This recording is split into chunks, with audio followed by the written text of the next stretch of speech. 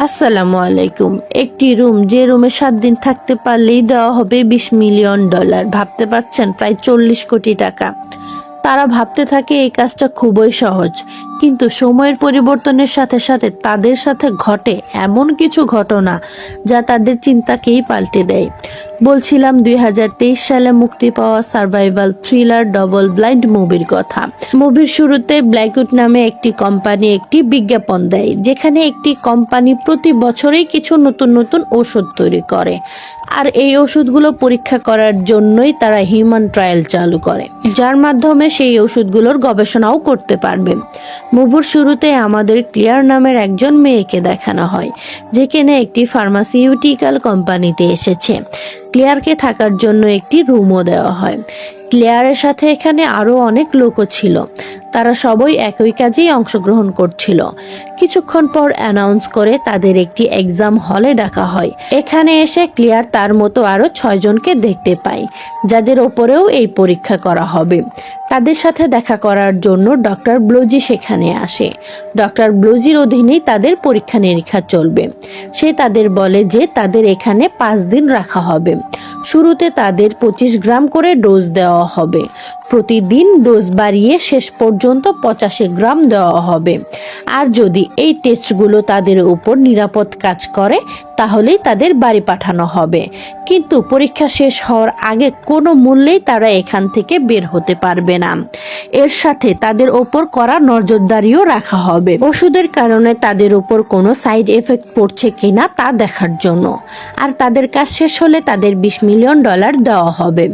এরপর তাদের প্রথম ডোজ দেওয়া হয়। ক্লিয়ার ডোজটি নিয়ে কিছুক্ষণ ভাবতে থাকলেও এছাড়া তার কোনো উপায় ছিল না, কারণ তার টাকার দরকার ছিল। ঘুমানোর আগে তাদের সবাইকে একবার ভালোভাবে চেক আপ করানো হয়। এরপর ক্লিয়ার ঘুমাতে চলে যায়, কিন্তু তার ঘুম আসছিল না। তারপর হঠাৎ করেই ক্লিয়ারের বমি শুরু হয়ে যায়। যখন ফ্রেশ হয়ে ক্লিয়ার তার রুমে আসছিল, তখন তার সাথে আমির নামে একটি ছেলের দেখা হয়। তারও ঠিক একই অবস্থা, তারও বমি হচ্ছিল। আর আমির মনে করে এমনটা হচ্ছিল তাদের ডোজের কারণে। আর আমরা এখানে বুঝতে পারি যে আমির আসলে একজন মেডিকেল স্টুডেন্ট। আমির আসলে এখানে ইন্টার্নি করতে চায়, আর এই কারণে এখানে এসেছে। এরপর তারা ঘুমাতে চলে যায়, কিন্তু ক্লিয়ারের ঘুম আসছিল না। তাই ক্লিয়ার রিল্যাক্স হওয়ার জন্য বাহিরে আসে, কিন্তু ক্লিয়ার সবাইকে একটি রুমে দেখতে পায়। ক্লিয়ারের মতো তাদেরও ঘুম আসছিল না। এরপর সকালে ডক্টর ব্লোজি আসে তাদের চেক আপ করার জন্য। সেখানে ব্লোজি জানতে পারে যে কেউই রাতে ঘুমাতে পারেনি, তাদের ঘুমের সমস্যা হচ্ছিল।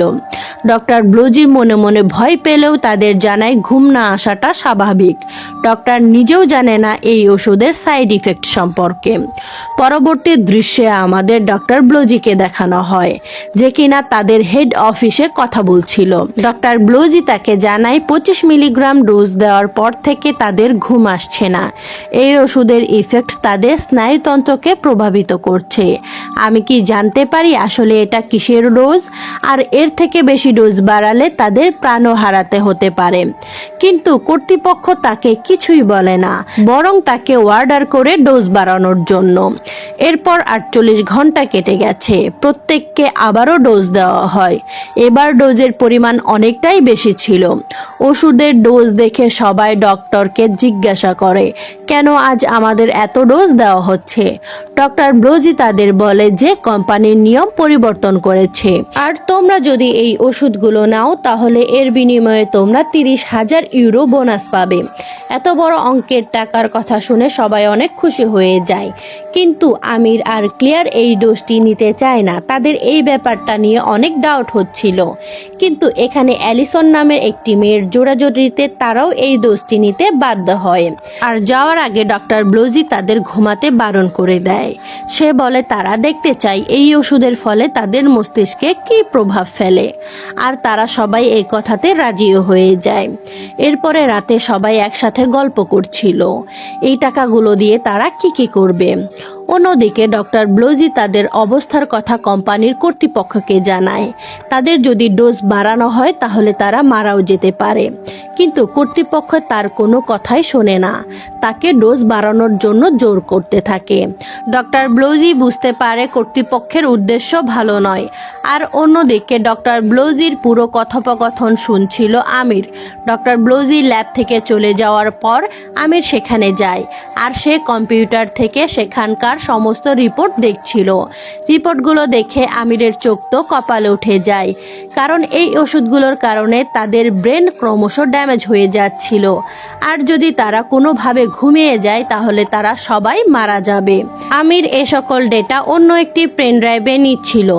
এদিকে ক্লিয়ার যখন তার বন্ধু অ্যালিসনের কাছে যায়, তার বন্ধু তখন ঘুমাচ্ছিল। ক্লিয়ার তাকে ডাকে আর বলে আমাদের ঘুমানো বারণ ছিল। আর ঠিক সেই সময়ই অ্যালিসনের চোখ কান মুখ দিয়ে রক্ত বের হতে শুরু করে, আর অবশেষে সে ধরপাতে সেখানেই মারা যায়। আর সেই সময়ই কোম্পানিতে একটি রেড অ্যালার্ট শুরু হয়ে যায়, আর 24 ঘন্টার জন্য সেখানে লকডাউন জারি হয়ে যায়। ডক্টর ব্লোজি সবাইকে সেখান থেকে দ্রুত পালাতে বলে। সবাই সেখান থেকে পালাতে শুরু করে, আর ডক্টর ব্লোজিও প্রায় সেখান থেকে বের হয়েই যাচ্ছিল, কিন্তু দরজায় থাকা বড় বড় লোহা তার পেটে আটকে যায়, আর সে সেখানেই মারা যায়। মারা যাওয়ার আগে সে সবার কাছে ক্ষমাও চায়। সে সময় সেখানে আমির চলে আসে। সে সবাইকে বলে আমি ডক্টরের সিস্টেম থেকে আমাদের সমস্ত রিপোর্ট চেক করেছি। আমাদের যে ওষুধটি দেওয়া হচ্ছে তা আমাদের ব্রেনকে ওভার স্পিড করার জন্য, যার জন্য 4 দিন হয়ে গেছে আমরা এখনো ঘুমাতে পারিনি। আর আমরা যদি এই ওষুধগুলো খেতে থাকি আর ঘুমানোর চেষ্টা করি তাহলে আমাদের মস্তিষ্ক কাজ করা বন্ধ করে দিবে, আর আমরা মারা যাব। আমাদের যে কোনো মূল্যে 24 ঘন্টা জেগে থাকতে হবে, আর 24 ঘন্টা কেটে গেলে ওষুধের প্রভাবও কমে যাবে এবং আমরা এখান থেকে বের হতে পারবো। এর সাথে আমির এটাও বলে যে আমাদের এখন থেকে কিছু খাওয়া যাবে না, আমরা শুধু লবণের শ্বাস নেব, যার মাধ্যমে আমরা অনেকক্ষণ জেগে থাকতে পারি। এরপর আমির ল্যাব থেকে অনেকগুলো লবণের প্যাকেট এনে সবাইকে সমানভাবে ভাগ করে দেয়। এরপর সবাই যার যার কাজে ব্যস্ত হয়ে যায়, যেন তাদের ঘুম না আসে। তারা অনেকক্ষণ জেগে থাকার কারণে তাদের সবারই হ্যালুসিনেশন হচ্ছিল। আমিরেরও হ্যালুসিনেশন হচ্ছিল। সে তার মৃত বন্ধুকে জীবিত দেখছিল, আর তখনই সে তাকে নিয়ন্ত্রণ করে ফেলে। অন্যদিকে আরেকটি ছেলেরও হ্যালুসিনেশন শুরু হয়ে যায়। সে অন্ধকার ঘর থেকে একটি আওয়াজ শুনতে পায়। আওয়াজ অনুসরণ করে সে মনে করে যে সে গেটের বাইরে চলে এসেছে, আর কিছুক্ষণ পরেই আমরা তাকে দেখি সে আগেই মারা গেছে, আর তার চোখ কান মুখ দিয়েও রক্ত বের হচ্ছিল। এদিকে ক্লিয়ারের ঘুম পাচ্ছিল, তার অবস্থাও অনেকটা খারাপ। সে প্রায় ঘুমিয়ে যাচ্ছিল, আর সে ঘুমিয়ে জ্বলন্ত চুলার উপরেই পড়ে যায়, আর তার হাতটি আগুনে পুড়তে থাকে। আর সে সময়ই সে জেগে ওঠে।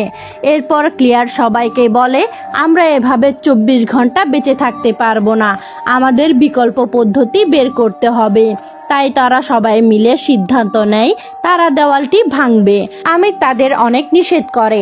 সে বলে এই জায়গাটা অনেক সিকিউরিটি দিয়ে তৈরি করা হয়েছে, কিন্তু কেউ তার কথা শোনে না। তারা দেওয়াল ভাঙতে শুরু করে, কিন্তু দেওয়াল ভাঙার পরে কোনো রকম ফায়দা হয় না, কারণ দেওয়ালের বাইরে লোহার একটি বড় আবরণ ছিল, যেটা ভাঙা তাদের পক্ষে সম্ভব না। এটা দেখে সেখানে থাকা একজন ভাবতে শুরু করে হয়তো এই কোম্পানির সাথে আমিরও জড়িত, না হলে সে এত কিছু কিভাবে জানে। আর এই কারণে তারা আমিরের উপরে অ্যাটাক করে আর তাকে মেরে বেঁধে রাখে। তবে আমির নিজেও এর চেয়ে বেশি কিছু জানতো না। সেখানে থাকা দুজন ছেলে আমিরকে এখান থেকে বের হওয়ার রাস্তা বলতে বলে, আর তাকে ছুরি দিয়ে ভয় দেখাতে থাকে। এখান থেকে বের হওয়ার রাস্তা কোথায়? অন্যথায় আমরা তোমাকে হত্যা করব। এইসব দেখে ক্লিয়ার এসে তাদের থামায়। আর অন্যদিকে তাদের সাথে থাকা একটি মেয়ে আমিরকে মেরে ফেলার জন্য ঘুমের ঔষধ ইনজেকশন করার কথা বলে। তারা সন্দেহ করছিল আমির কোম্পানি থেকে কোনো ওষুধ নেয়নি, এই কারণেই তার উপর কোনো ঘুমের প্রভাব পড়ছে না। আর যখন সে আমিরকে ইনজেকশন করতে যাবে ঠিক সেই সময়ই সে নিজেই হ্যালুসিনেটেড হয়ে পড়ে, আর সে নিয়ন্ত্রণের বাইরে চলে যায়। আর এভাবেই অন্য সবার মতো চোখ কান নাক দিয়ে রক্ত বের হয়ে মারা যায়। এদিকে ক্লিয়ারেরও হ্যালুসিনেশন শুরু হয়ে যায়, আর সে সময়ই ক্লিয়ারের কাছে থাকা সেই লবণের শ্বাস নিয়ে সে নিয়ন্ত্রণে চলে আসে। এরপরে ক্লিয়ার সেখানে একটি দেওয়ালে লুকানো দরজা খুঁজে পায়, আর এই সম্পর্কে সে তার সঙ্গীদের বলে এবং দেওয়ালটি ভেঙে তারা সেখানে একটি মর্গ ঘর দেখতে পায়, আর সেখানে একটি লিফটও ছিল। তারা ভাবে এটা দিয়ে তারা হয়তো মৃতদেহকে উপরে নিচে আনা নেওয়া করত। অন্যদিকে আমিরও হ্যালুসিনেশন শুরু হচ্ছিল।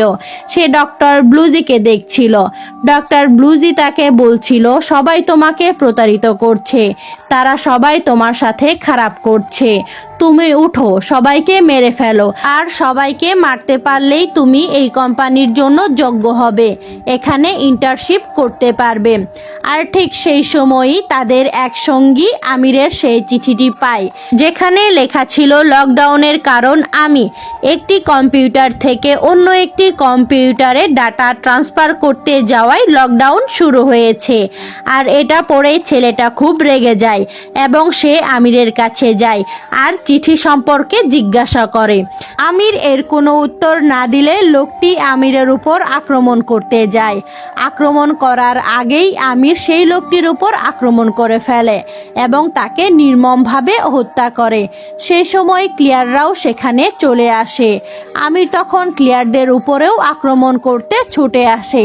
তারা দুজন পালিয়ে সেই ঘরে চলে আসে যেখানে লিফটটি ছিল। লিফট মনে করে সেই ছেলেটি তার মধ্যে ঢুকে যায়, আর সাথে সাথেই রুমে আগুন জ্বলে ওঠে। আসলে রুমটি লিফট ছিল না, সেখানে মৃতদেহকে পোড়ানো হতো। আর ভাগ্যক্রমে সেখানে ক্লিয়ার ঢোকার আগেই ছেলেটি দরজা বন্ধ করে দিয়েছিল, আর এই কারণেই ক্লিয়ার বেঁচে যায়। এখন কোম্পানির 24 ঘন্টার লকডাউন শেষ হয়েছে। মেইন গেটটি খুলতে শুরু করে। আমির সেখান থেকে বেরিয়ে যাওয়ার চেষ্টা করছিল, কিন্তু তার আগেই সেখানে থাকা গার্ডরা আমিরকে গুলি করে মেরে ফেলে, কারণ কোম্পানি তাদের আদেশ করেছিল যারা বেঁচে থাকবে তাদেরকে হত্যা করতে হবে, না হলে তাদের কোম্পানির নাম খারাপ হয়ে যাবে। এদিকে ক্লিয়ারও গুলির শব্দ শুনতে পায়, তাই নিজেকে বাঁচাতে ক্লিয়ার সেই মৃতদেহের কাছে যায় এবং তার মুখে রক্ত মাখিয়ে তাদের পাশে শুয়ে পড়ে। আর গার্ডরা তাকে মৃত ভেবে তাদের ট্রাকে উঠিয়ে নিয়ে যেতে শুরু করে। কিন্তু ক্লিয়ার যখন মাঝ রাস্তায় উঠে যায়, ক্লিয়ারকে উঠে যেতে দেখে ড্রাইভার অনেক ভয় পেয়ে যায়, আর ট্রাকটি ব্যালেন্স হারিয়ে উল্টে যায়। ক্লিয়ার অনেক আহত হয়, তা সত্ত্বেও সে অনেক কষ্টে ট্রাক থেকে বের হয়ে আসে। আর কিছু দূর যাওয়ার পর ক্লিয়ার অজ্ঞান হয়ে যায়। এরপর দৃশ্য পরিবর্তিত হয়। 4 মাস পরের দৃশ্য দেখানো হয়। ক্লিয়ার এখন একটি হসপিটালে ভর্তি আছে। এতদিন সে কোমায় ছিল। ব্যাকগ্রাউন্ড নিউজে বলা হচ্ছিল যে ডক্টর ব্লুজি এই 7 জনের উপর একটি এক্সপেরিমেন্ট করেছে, যা ব্ল্যাক হুড কোম্পানি জানে না। সমস্ত দোষ ডক্টর ব্লুজির উপর চাপিয়ে দিয়ে এই কোম্পানি সহজে মামলা বন্ধ করে দেয়। শেষ দৃশ্যে আমরা দেখতে পাই ক্লিয়ার কোমা থেকে জেগে উঠেছে, যার মানে এখন প্রকৃত দোষীরা শাস্তি পাবে। আর এই দৃশ্য দেখানোর মাধ্যমেই এই মুভিটি এখানে শেষ হয়ে যায়। আজকের মুভি এক্সপ্লেনেশনটি আপনাদের কাছে কেমন লেগেছে? যদি ভালো লেগে থাকে তাহলে অবশ্যই লাইক, কমেন্ট এবং সাবস্ক্রাইব করে পাশে থাকবেন। আল্লাহ হাফেজ।